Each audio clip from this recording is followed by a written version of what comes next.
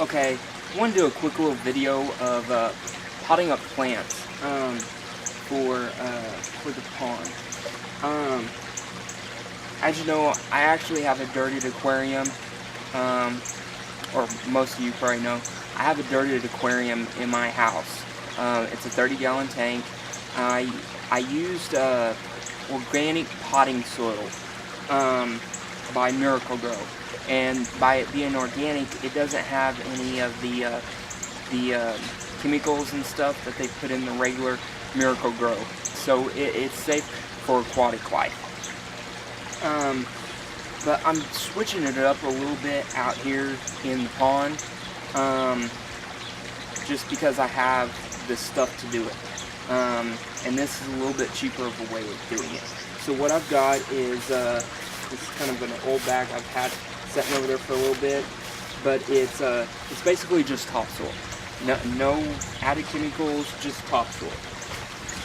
And then the other thing I have here is it's called cottonburr compost. We use this a lot in the landscape industry. Before we plant plants, we'll put about 2 inches over our planting bed and till this into the soil, and it does tremendously for the plants.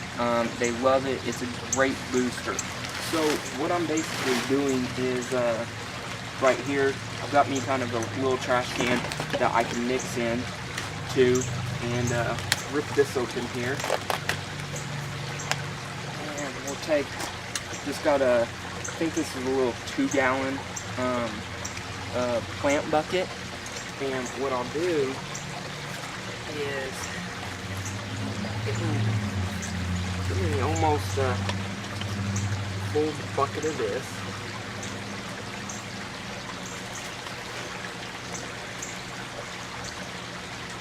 So, see, it's just 1 bucket, so 2 gallons of dirt. Pour that in. Then I'll come over here and same thing. You will,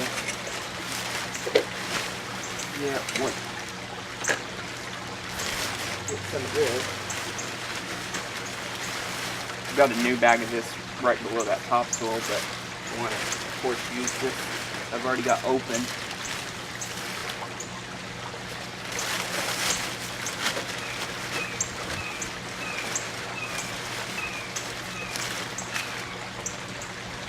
Okay, so as you can see about that, that's about half, not quite. It's a little bit over, but it's okay. It's still there. There's some large clumps in it, so that's why I went a little bit over. But so pour that in there, and then found one of those big clumps right at the top.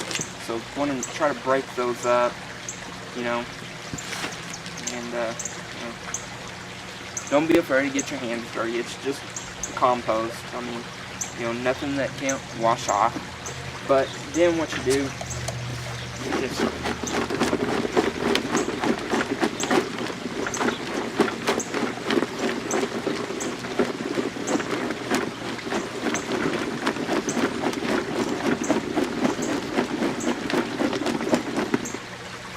shake it up real good. Now I got a little rock in there, but it did. But shake it up. You can kind of tell when it's mixed. You can see the fibers in that compost. So then, some plants you're going to want to use a little bit larger of a container. Some you can use a little bit smaller. And what I've got here is some, I think they're called white snowflake lily pads. And they actually recommended a 1 gallon. But I'm going to go in and use a 2. Find it kind of surprising that they're only recommending that for a lily pad. So, what we're going to do is get some of our soil mix out of here now, and fill this up here about let's say about 3/4 of the way, and then got my plant buckets right here that I need to plant all this. So here's my lily pads. like I said, they said they were, the tag said white snowflakes. So white bloom, you know, in typical kind of lily pad, I believe. So what I'm going to do is I'm just going to take that and set that kind of right in the middle. And then another cup full of dirt. And just start going around that. You know.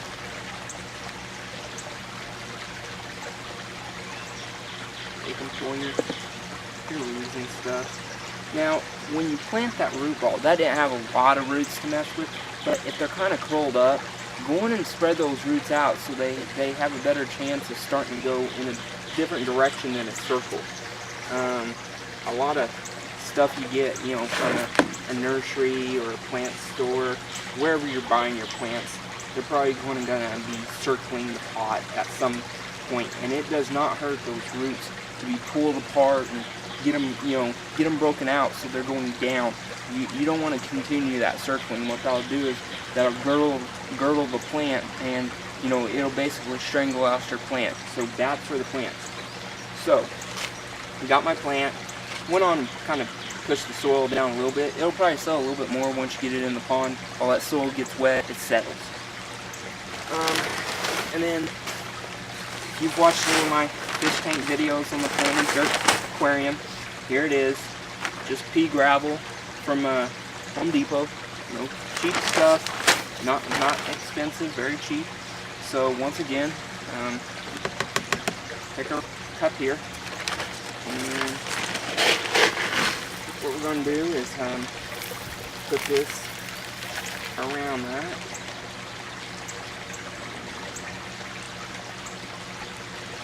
Those are breaking off. It's okay. It's okay. The plant will grow back. Some will grow back. And just get that gravel up around that plant. And what you're wanting to do is basically, one, create a cap that your soil's not going to float out of the pot.